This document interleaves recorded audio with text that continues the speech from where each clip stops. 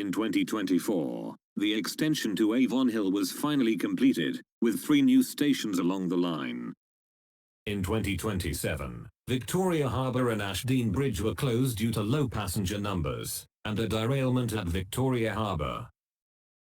The first line of the Preston tramline opened in 2032, with services running between Leeton and Elmtree Kirkwood via Preston Junction. The bypass line from Russell Lane to Merion was closed in 2035, due to most of the residents of Broomfield moving to Russell Lane. The turnaround loop at Ashdean was also rebuilt. In 2040, an extension past Newhurst to Templar House was opened, both for regional and intercity services. 2043 saw Stirling Street close, due to an uproar of the people, who would much rather Stirling Street close, as barely any trains stopped there. The Islington Square branch reopened in 2048, now serving as a through station, with 1 terminating track. The line continued down to Hitchmead, where trains terminated. The Preston tramline opened a new branch to Norrington University in 2054, with Stirling Street opening as a tram stop instead of a railway station. A pretty long extension to Bowler Halt was opened in 2059, for regional services. The extension branched off after Newhurst. The line is the longest extension of all, being 7.52 miles long. In 2063, many stations had to close, due to the county running out of money, and many people were avoiding paying at stations, and this resulted in British Railway losing over £40 million. In 2068, British Railway went into even more debt, when they built yet another extension, this time to Hayton. In 2069, the operator Regional went bankrupt, after buying 5 different new train types.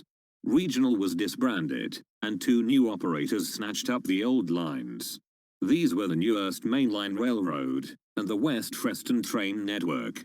Many extensions were also closed, due to hard-to-maintain tracks.